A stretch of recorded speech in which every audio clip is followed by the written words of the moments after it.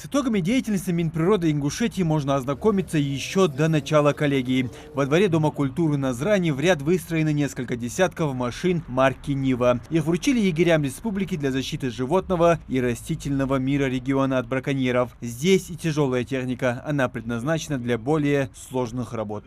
Обнаружение незаконных рубок и при доставлении данных лесных насаждений в наши непосредственно нижние склады, которые у нас находятся в блок лесничества. Он сразу лес грузит, я смотрю. Да, там манипулятор, все это есть. Ага. Да, было приобретено 2 таких Урала, общая стоимость 11 миллионов 700 тысяч. Это в рамках национального проекта «Экология». Уже в фойе ДК показывают работы деятельности Минприроды региона, а также бизнеса и общественности. В одной части выставки юные натуралисты готовят скворечники для птиц, чем заинтересовался и премьер.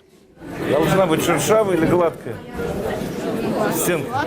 Гладкая. Нет, шершавая. Птичка не вылезет иначе по гладкой. Залезет, залетит, а назад никак. Вот смотрите, это самое главное, секрет скворечника. Далее Владимир Сластенин ознакомился с работой лесного хозяйства региона, который входит в Минприроды Ингушетии. На стенде представлены инструменты работы. Все это лесники используют в своей профессиональной деятельности. Компактно все представлено, это даже не сотая часть того, что мы используем в работе.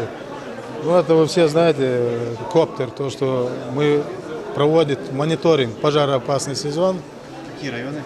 Полностью везде, по всем лесничествам, это леса он поднимает, вот где надо, наиболее пожароопасные места, вот как начинается вот с марта месяца пожароопасный сезон. 2020, несмотря на эпидситуацию, для Минприроды выдался успешным. Основной акцент сделали на реализации нацпроекта «Экология». В его рамках сделано и планируется большой объем работы в очищении природы республики. Так, на карте региона уже нет нескольких крупных свалок. Их ликвидировали. А в течение нескольких ближайших лет планируют устранить и оставшиеся. Работы по рекультивации земельных участков, занятых данными свалками, необходимо окончить до 2023 года. При этом Минприроды Ингушетии уже проведена работа по ликвидации свалок города Назрань и сельского поселения Нестеровское. Общим объемом площадью 18,75 гектара. В прошедшем году успешно выполнена работа по организации рекультивации земельного участка, занятого свалкой города Молдавек, площадью 20,8 гектара. Это, прошу заметить, самая большая свалка нашего региона. Данное мероприятие будет выполнено в 2021-2022 годах. Земельный участок, занятый свалкой города Харблак, площадь 14,5 гектара, также будет рекультивирован до 2023 года. Тем самым к концу 2023 года будут восстановлены земельные участки, занятые свалками общей площадью 54 гектара. А также, прошу заметить, улучшено экологическое состояние жизни 220 тысяч жителей нашего региона. Сфера экологии определена в качестве одного из основных направлений стратегического развития России на период до 2025 года. Мероприятия, проводимые в рамках нацпроекта, значительно улучшат окружающий мир. Ингушетия в числе регионов, которые наиболее успешно справляются с задачами, поставленными президентом страны.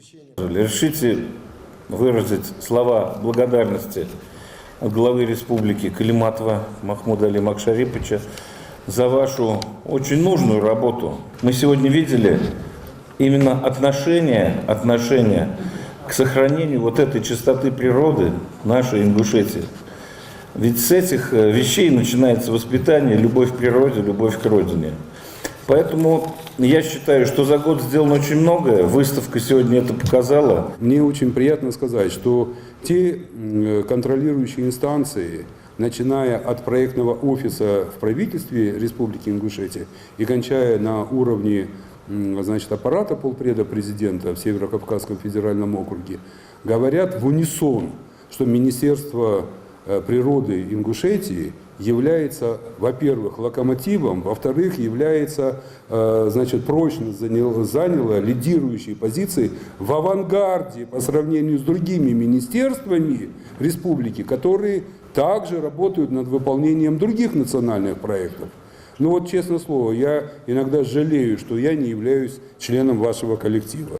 Нацпроект «Экология» также направлен и на сохранение флоры республики. В 2020 году восстановлено более 30 гектаров лесов, высажено около 80 тысяч саженцев. Сажали в основном белую акацию. Она хорошо приживается, а ее корни укрепляют почву в местах с обрывами, что позволяет избежать сход оползней. Появился в регионе и свой лесопитомник. Надо отметить, что в 2020 году Рослесхоз опубликовал рейтинги эффективности осуществления переданных полномочий в области лесных отношений регионов Российской Федерации. Так вот, если мы ранние годы Республики Ингушетия занимала 78 место среди 82 регионов Российской Федерации, то по настоящее время, в этом году, уже в 2020 году, мы заняли 4 место по юге России и 2 по Северокавказскому федеральному округу. Это небывалый рывок, небывалый рост. И итоги подводил Рослесхоз, не местные власти. Еще одна задача, стоящая перед министерством – организация системы обращения с твердыми бытовыми отходами. Так, для ее решения на территории региона планируется построить в Малгобекском районе полигон сортировки и переработки мусора. В этом году начнут разработку документации для этого проекта. Заполнился для республики 2020 и эко-акциями. Так, в рамках одной из них «Вода России» провели субботники на водных объектах региона. Активисты очистили более 5500 квадратных метров и собрали около 3500 кубометров мусора. Муслим Ганиев, Асхаб Билакиев, Новости 24.